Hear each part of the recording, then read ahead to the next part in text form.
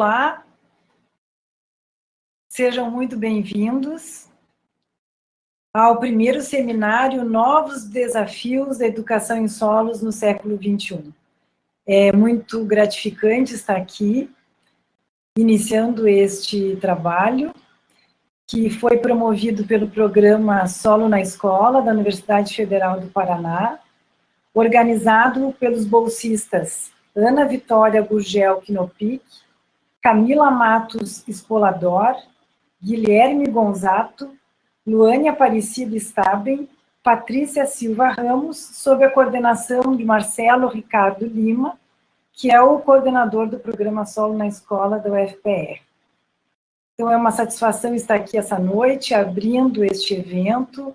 Eu sou Fabiane Vesani, eu sou professora do Departamento de Solos e Engenharia Agrícola da Universidade Federal do Paraná, sou vice-coordenadora do programa Solo na Escola, da UFPR, e líder do grupo de pesquisa Educação em Solos da nossa universidade. Então, hoje sou responsável, vou ter a função aqui de mediar essa conversa, né, da primeira mesa desse evento, que vai tratar sobre o tema Educação em Solos no ensino à distância, apenas momentos extremos ou novo futuro? Isso é um tema bastante significativo para nós nesse momento, estamos todos em grandes desafios, refletindo muito sobre a nossa função docente, sobre os processos de aprendizagem neste novo modelo que está sendo posto para nós nesse momento. Então, nós iniciamos esse seminário com um grande tema, né, e esperamos aí ter uma boa discussão. E nós, então, vamos fazer uma conversa aqui com os colegas Valentim da Silva. Boa noite, Valentim. Boa noite, pessoal. Boa noite, Fabiane. Boa noite a todo mundo que está nos ouvindo aí. Prazer muito grande estar com toda a equipe do programa Solo na Escola da Universidade Federal do Paraná. Essa equipe maravilhosa que organizou também esse evento. Bacana. Vamos, então, passar a palavra ao professor Valentim. O professor Valentim é graduado em Ciências, com habilitação em Química, mestre em Ciências do Solo e doutor em Química. Atualmente é professor adjunto da Universidade Federal do Paraná, tem atuado na complexidade educacional com alternativas para o ensino superior, de modo integrado entre as diferentes esferas sociais, nas áreas de formação humana, formação profissional, formação de professores, formação política, educação em ciência, educação em solos. Todas as ações são com proposição metodológicas alternativas e é membro do grupo de pesquisa em educação em solos da UFPR. Então, professor Valentim, uma boa apresentação. Daqui a alguns minutos nos encontramos novamente. Evidentemente que falar sobre educação em solos no ensino à distância é um momento muito importante frente ao momento que nós vivemos no Brasil. E a demanda da nossa mesa de hoje é discutir um pouquinho sobre se é apenas momentos extremos ou um novo futuro. Então, o que é, para todo o público, evidentemente, que está nos assistindo, que está aqui acompanhando, eu imagino que sejam todos educadores em solos, evidentemente, por causa da temática provocativa, mas, ao mesmo tempo, eu quero dizer para vocês o que é educação em solos, como é que eu vejo, que educação é essa? E, evidentemente, que não é possível a gente falar de educação, fazer uma reflexão sobre educação em solos, sem refletir sobre o próprio ser humano. Afinal de contas, né, o homem deve ser o sujeito da própria educação e nunca o objeto da educação. E, como diz Freire, né, nos educamos uns aos outros. E se nos educamos uns aos outros, a gente está falando de pessoas, está falando do ser humano. Então, a minha educação em solos é essa educação solos também humanizada, que fala da gente, que fala das pessoas. E para a gente compreender um pouquinho esse processo e essa temática, eu acho que existem esses três conceitos que a gente precisa elucidar um pouquinho, né? O que é a educação em solos, o que é a educação à distância, ou o ensino à distância, e o que é o trabalho remoto, frente ao que nós estamos nos provocando hoje. Então, a educação em solos, da forma que eu vejo, ela é uma dos tipos de educação, das formas de fazer educação. Eu diria que ela é uma janela que a gente abre para ver e interagir no mundo. Então, a educação em solos que eu conheço, que eu vejo, que eu sinto, ela é essa janela.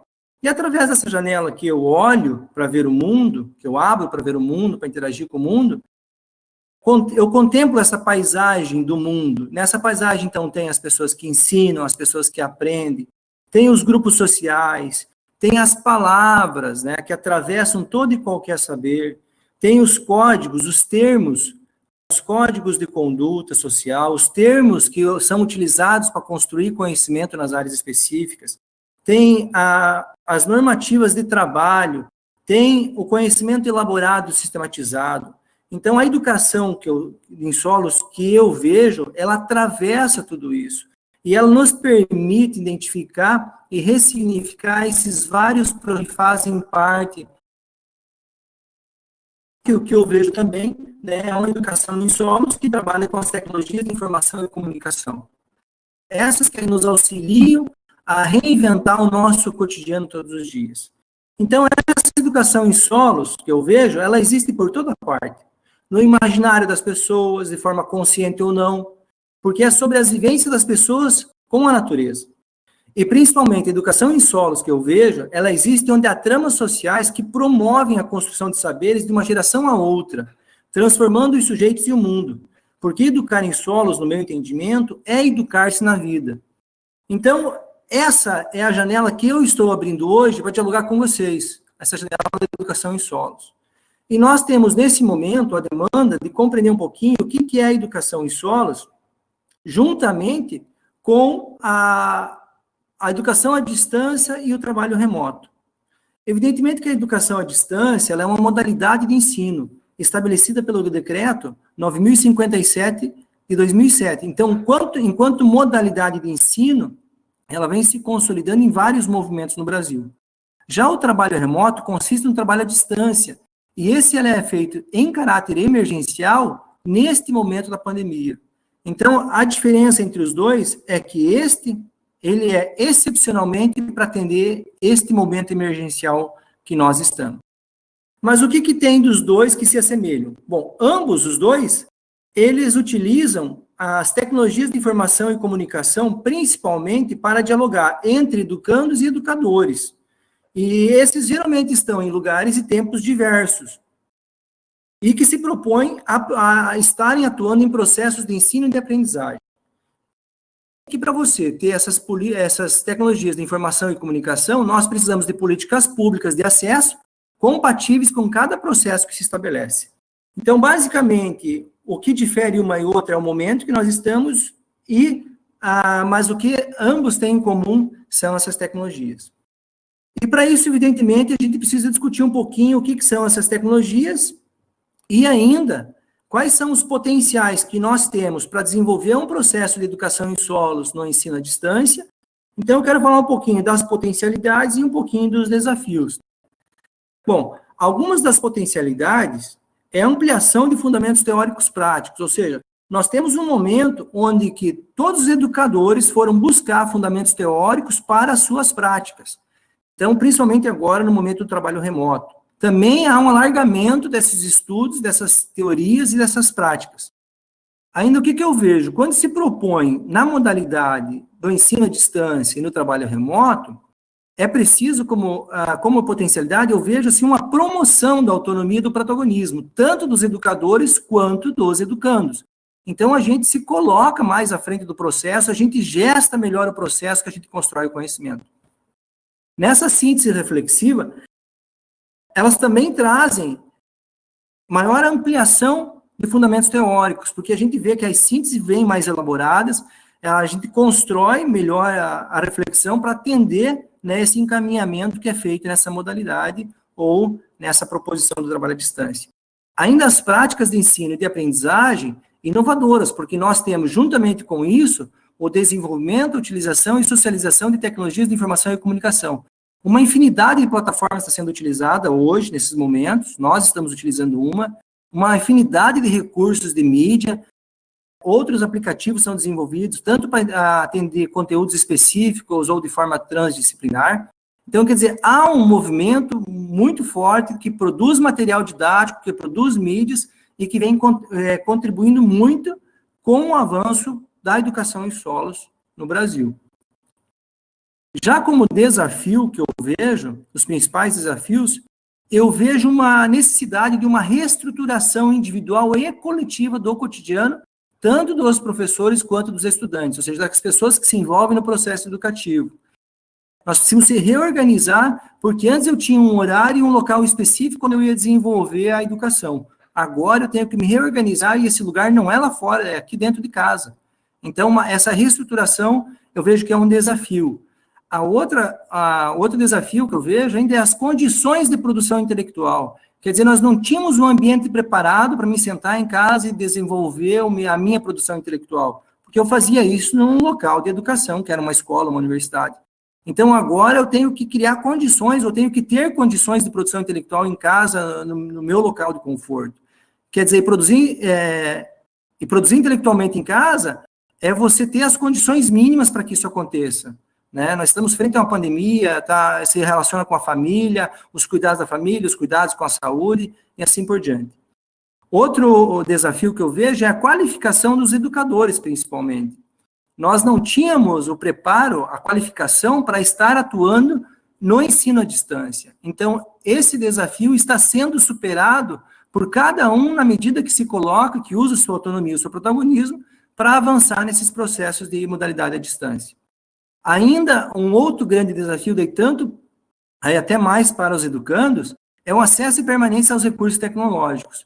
Ou seja, como a gente viu, o que elas se assemelham é principalmente a utilização de tecnologias móveis para que você faça o processo de educação, para que você se insira. Então, frente a isso, eu acho que eu vou potencializar um pouquinho a nossa discussão frente a esses desafios, e eu quero mostrar alguns dados, principalmente dessa pesquisa, que foi publicada, até coloquei a flecha em vermelho ali para a gente atentar, no dia 26 de maio de 2020, ou seja, faz só 32 dias que essa pesquisa foi socializada na rede. Então, ela é feita pelo Centro Regional de Estudos e Desenvolvimento da Sociedade de Informação, ela é responsável, a CETIC, ela é responsável pelo cetic.br, né, pelo .br, e ela pesquisou, nessa pesquisa traz dados de 181 milhões de brasileiros. Então, o que significa isso? Significa que eles olharam todo mundo. A pesquisa, ela contempla somente pessoas acima de 10 anos, que é o que eles apontam, que eles consideraram que tem liberdade de uso da internet. Então, acima dos 10 anos, 181 milhões de pessoas. Então, nós estamos já falando de somente de 3/4 da população brasileira. Nós estamos deixando 25% da população brasileira de fora dessa modalidade. Eu compilei esses dados e quero apresentar no gráfico aqui, porque no gráfico eles apresentaram o dado entre população de áreas urbanas e populações de áreas rurais, que tem acesso e que não tem acesso à internet. Então, se a gente olhar nas áreas urbanas, são 35 milhões de pessoas que não têm acesso à internet, e 118 milhões de pessoas acessam, ou seja, 77% das pessoas em áreas urbanas acessam a internet, 23% não. Na população nas áreas rurais, elas é quase 50% que acessa e que não acessa. E é o primeiro ano que isso acontece, inclusive, porque antes a discrepância era maior, ou seja, de pessoas não acessando a internet. E ainda tem um outro dado que a pesquisa traz que é bem interessante, ou seja, a população deixou de adquirir computadores. Então, desde o ano de 95, nós viemos diminuindo o número de computadores nas casas. Então, quando a gente está falando de uma atividade que precisa de acesso remoto, através de tecnologias móveis, nós estamos falando de algumas pessoas, não estamos falando de toda a população brasileira. Então, quer dizer, é um desafio a gente pensar como que a gente vai contemplar num processo de educação em solos, na modalidade de ensino à distância, essas pessoas. Nós precisamos de políticas públicas que efetivem isso, que se legitimem. Também quero trazer esses dados dessa mesma pesquisa, porque o que a gente pode ver? Que a discrepância pode se relacionar e aumentar ainda de acordo com a classe social. Ainda são dados da pesquisa da CETIC. O que eles trazem aqui? Eles trazem um dado que apresenta o acesso à internet por classe social. E eles trazem dados da classe E e D. A classe E é considerada pessoas que ganham até 2 salários mínimos, e a classe D de 2 a 5. Somando essas duas classes sociais no Brasil hoje, estima-se que nós temos 60 milhões de pessoas. Isso são dados do IBGE. E desses 60 milhões de pessoas, apenas 57 acessam a internet. Então, nós estamos aqui falando de 26 milhões de pessoas que não acessam a internet, nas classes C e D. Então, novamente, educação no acesso remoto, educação no trabalho remoto, educação em ensino à distância. São desafios que nós precisamos pensar em como superar isso, porque nós não estamos falando de todo mundo. Nós estamos falando de classes sociais que acessam, que podem fazer, e de classes sociais que não acessam, que não podem fazer. E se a educação, ela é emancipatória, se ela é libertadora, ela não pode ser excludente. Ela não pode favorecer a diferença entre classes sociais. Veja que eu coloquei alguns dados ali, porque esses dados, para mim, é importante, porque eles vão dizer a respeito do que as pessoas ainda que acessam a internet fazem com a internet. Então, se a gente perceber ali, 85% faz uso da tecnologia exclusivamente por meio do celular, ou seja, acesso à internet ainda pelo celular, como eu já disse, né, o número de computadores vem diminuindo nas residências, então as pessoas vêm acessando a internet pelo celular. Mas o que elas fazem pela internet? A maioria das pessoas acessa a internet para utilizar de correspondência entre aplicativos de conversação escrita ou de áudio. A maioria das pessoas acessam ainda, 70% das pessoas acessam, é quase 90% que acessam só para isso. 70% das pessoas que acessam ainda, elas acessam para fazer venda, oferta de produtos, outros 50% buscam coisas relacionadas à saúde, ao bem-estar. Somente 40% das pessoas acessam para fazer processos educativos, ou seja, construir conhecimento para a educação. Mas dessas 40%, somente 12% estão vinculados a alguma instituição de ensino. Então, se a gente perceber, é muito pouco as pessoas nessas classes, por exemplo, que vão acessar ou que acessam para construir um processo de educação formalizado. Então, eu quis trazer isso para dizer assim, quando a gente fala de promover uma educação à distância ou no trabalho remoto, nós temos que pensar, como diz a lei, a normativa e o decreto, que precisa ter condições e políticas públicas que viabilizem isso. Ainda quero trazer uma outra matéria, que ela foi publicada já no ano 2019, e que vinha trazendo, e ela vai trazer outros dados sobre como que a gente estava vendo, né, esses processos nessas gerações que vêm entrando já com o mundo todo digitalizado.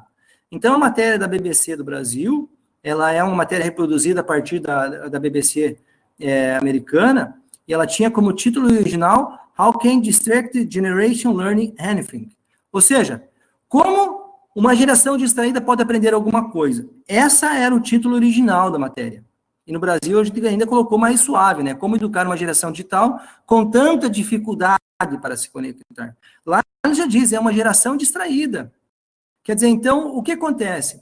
Nós vimos com vários estudos mostrando como que o cérebro anda funcionando a partir do acesso a essas tecnologias, principalmente o uso de telefones celulares.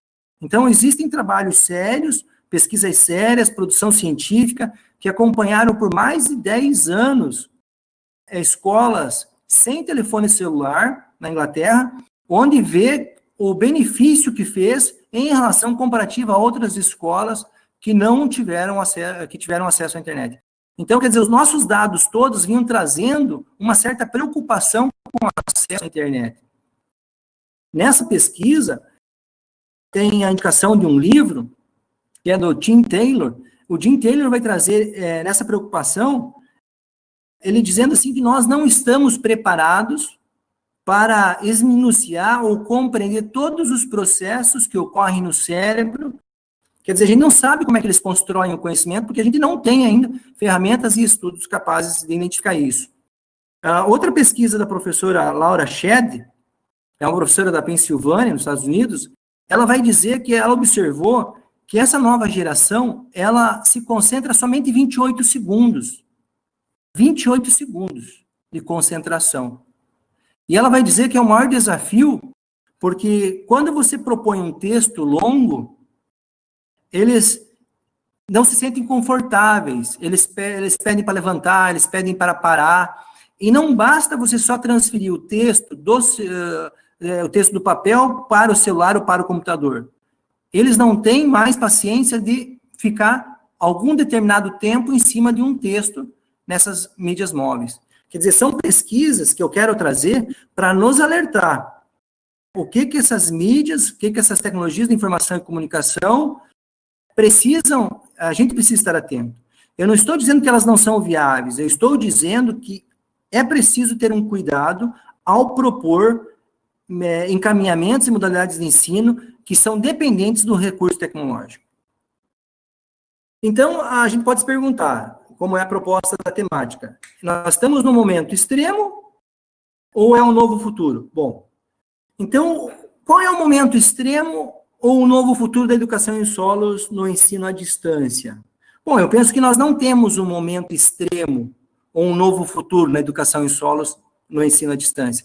O que nós temos é a história da educação em solos no Brasil. O que nós temos é um momento histórico. E o que é o momento histórico? O momento histórico, ele é feito por nós. Ele é feito por todos nós a todo momento. Então, a pergunta que a gente deve fazer antes de continuar é quantas histórias de vida são precisas para construir uma história social? Ou quantas histórias de vida são precisas para construir uma história de educação em solos? Porque, no meu entendimento, nós, educadores em solos, nós nos propusemos, com a vida, a estudar a educação em solos.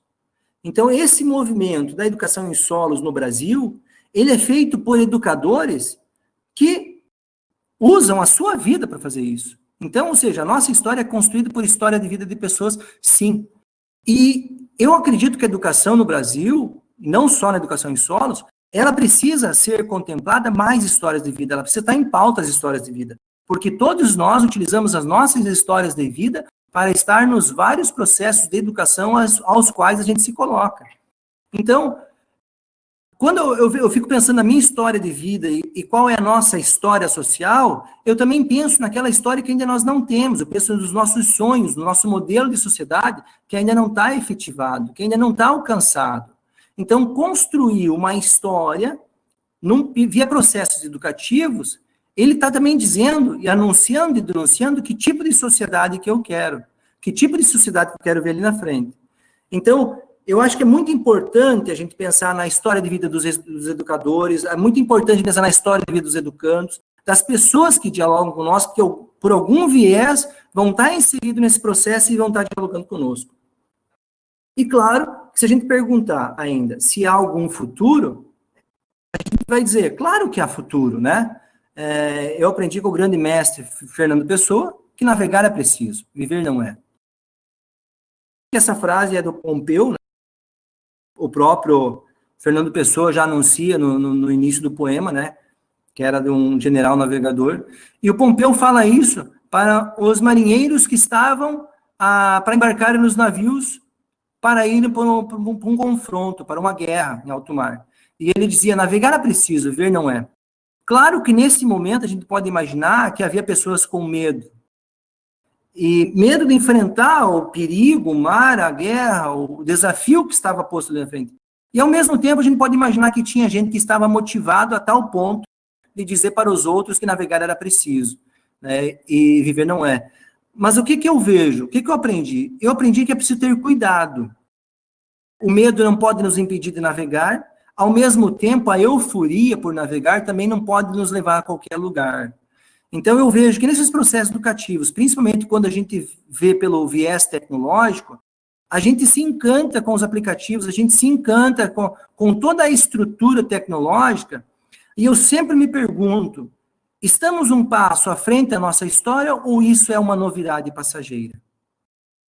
Então, quando a gente estuda processos que foram consolidados, pesquisas que foram consolidadas, buscando compreender o que é a implantação de tecnologias de informação e comunicação através das tecnologias móveis nos processos de educação, a gente percebe que os melhores resultados estão em estudos que demandaram pouco tempo. Os estudos que demandam muito tempo, a gente vê que a tecnologia ela não é um diferencial. Estou generalizando, evidentemente, a gente vai encontrar na literatura várias pesquisas para ser contra e a favor. Quer dizer, isso é o que a gente encontra hoje pelas tecnologias. Tudo você consegue encontrar algo que contradiz aquilo que está sendo apresentado. Por isso que o processo educativo, ele não pode ser através de opiniões, onde que a gente diz se eu sou contra, eu sou a favor. A gente precisa, frente a uma contradição, transcender ela. E aí que a gente consegue avançar no processo educativo. Então, o que é o novo futuro? Bom, o que eu entendo é que o atraso no desenvolvimento social, pessoal e coletivo, não nos impõe como fatalidade uma solução histórica atrasada para lhe pôr um fim.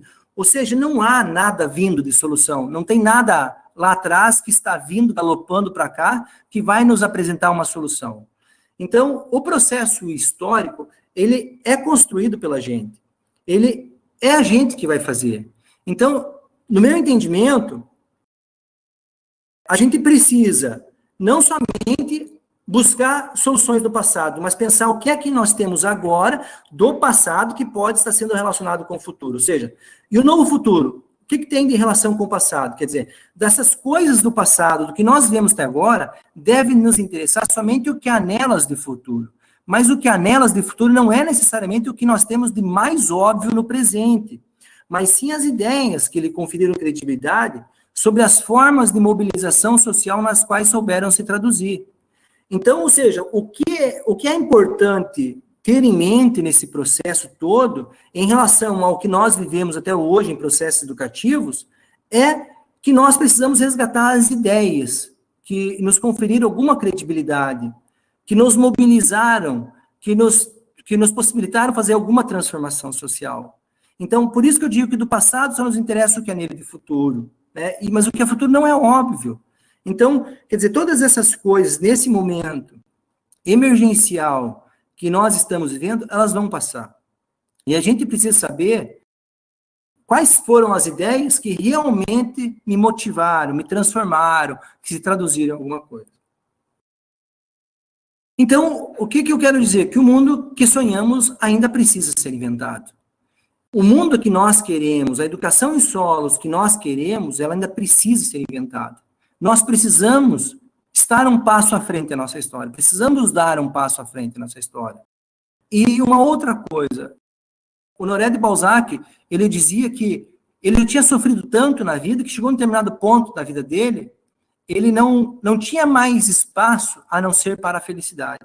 E eu acho que nós estamos num momento onde todos estamos sofrendo com esse momento da pandemia, com esse momento do trabalho remoto, com esses mecanismos que ora funcionam muito bem, ora não funcionam muito bem, e eu acho que aquilo que nós propomos tem que funcionar.